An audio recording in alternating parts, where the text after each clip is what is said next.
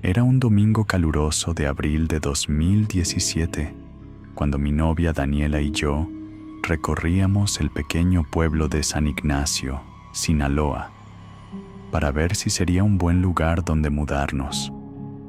Mientras manejábamos por una calle empedrada, pasamos frente a una iglesia pintada de un azul deslavado, con la pintura cayéndose en algunos muros. Afuera había estacionados varios carros antiguos, un bocho rojo sin placas, una camioneta Ford oxidada y hasta una bicicleta recargada contra una palmera. Daniela, curiosa, me dijo que entráramos para ver si había misa. Apenas cruzamos la puerta, el olor a incienso viejo y humedad nos golpeó. Nadie pareció darse cuenta de nuestra entrada. Todos estaban concentrados en algo extraño frente al altar. Había unas 20 personas, todos hombres entre 30 y 40 años, vestidos con trajes negros impecables, como si fueran a un funeral, y con máscaras diferentes, unas con formas de animales, otras con rostros humanos sin expresión, y algunas pintadas a mano con símbolos extraños. Me heló la sangre al notar que no había ni una sola mujer en el lugar. En ese momento, 2 hombres arrastraron una cubeta de metal repleta de un líquido rojo espeso. Cuando la levantaron, el olor metálico y fuerte delató que era sangre. Los demás comenzaron a murmurar palabras que no entendíamos, levantando las manos como si agradecieran por un sacrificio recién hecho. La tensión se volvió insoportable. Y justo entonces, el celular de Daniela sonó con un tono agudo que retumbó en la iglesia. Todas las cabezas se giraron hacia nosotros. Sin pensarlo, nos dimos la vuelta y corrimos hacia la salida. Salimos a toda prisa, subimos al Tsuru y arrancamos sin mirar atrás. Solo recuerdo por el rabillo del ojo que alguien corría hacia una vieja van gris con las ventanas cubiertas.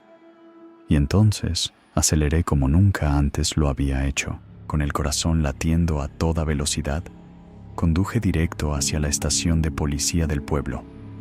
La vieja van gris nos siguió de cerca durante todo el trayecto, manteniendo una distancia inquietante, como si sus ocupantes quisieran asegurarse de que no escapáramos.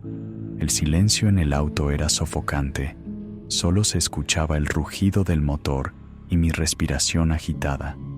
Al llegar al estacionamiento de la policía, giré bruscamente y entré sin frenar por completo. La van redujo la velocidad, dio media vuelta y desapareció por una calle lateral, como si se esfumara en la oscuridad. Desde ese día, jamás volvimos a poner un pie en esa parte de San Ignacio.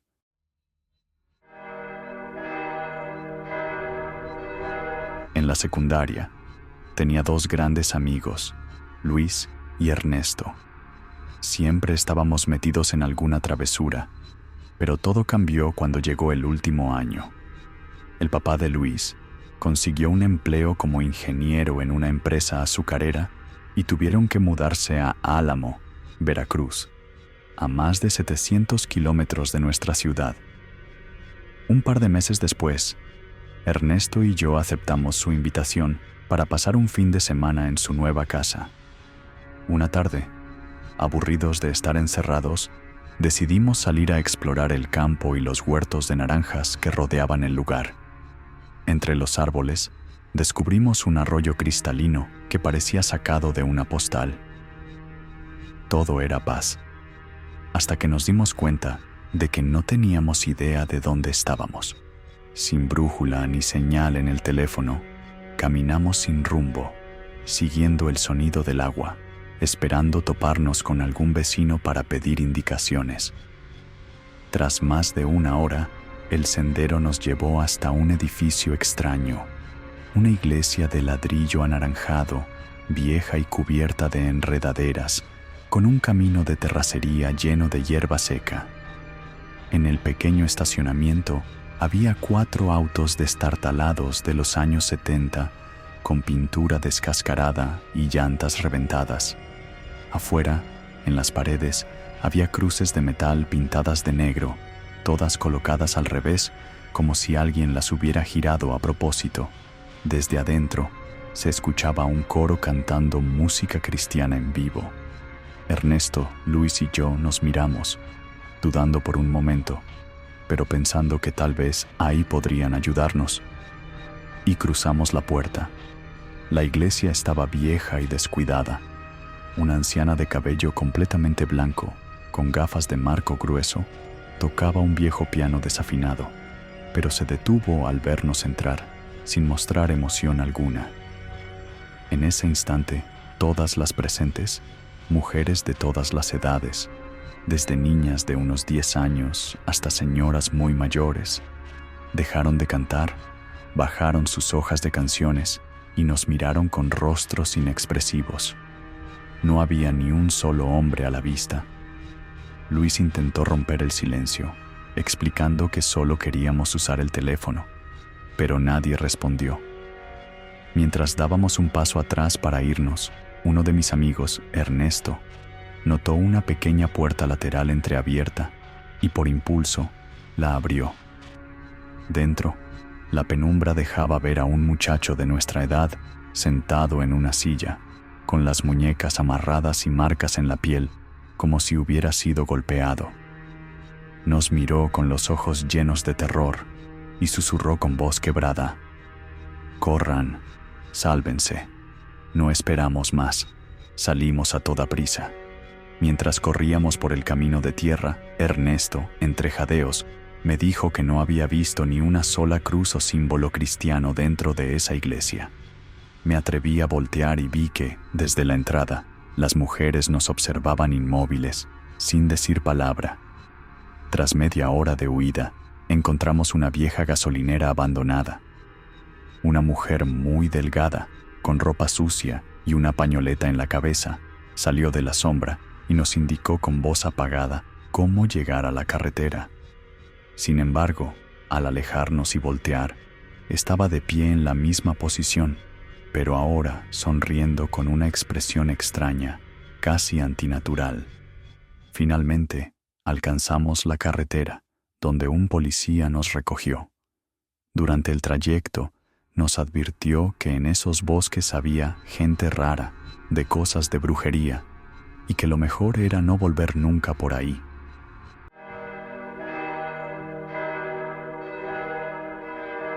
Hace aproximadamente 7 años, mis amigos Carlos, Martín y yo, todos con 18 años, decidimos hacer algo que ahora, en retrospectiva, pienso fue una verdadera locura. La idea surgió una noche cualquiera, cuando estábamos platicando sobre leyendas urbanas y lugares embrujados de la región. Fue entonces cuando Martín propuso llevar una tabla Ouija a la antigua capilla en ruinas que se encuentra en la cima del Cerro de San Miguel, un sitio que desde siempre había despertado curiosidad y cierto miedo entre los habitantes del pueblo. Era finales de octubre, justo en la temporada perfecta para aventurarnos en algo así, con el ambiente cargado de misterio y el recuerdo fresco del Día de Muertos. Pensamos que sería una experiencia emocionante, una aventura que contaríamos para siempre, aunque ninguno de los tres realmente supiera en qué nos estábamos metiendo. La capilla, ahora un lugar olvidado y abandonado, estaba rodeada por un espeso bosque de pinos que parecían guardar secretos entre sus ramas. La caminata para llegar fue pesada, con el viento frío rozando nuestras caras y el sonido crujiente de las hojas secas bajo nuestros pies. Al llegar, nos encontramos con la enorme puerta de madera, entreabierta y balanceándose suavemente por la brisa nocturna. Su superficie estaba desgastada por los años, agrietada por la humedad y cubierta de musgo, como si el tiempo mismo hubiese querido borrar aquel lugar del mapa. La penumbra del lugar era casi tangible.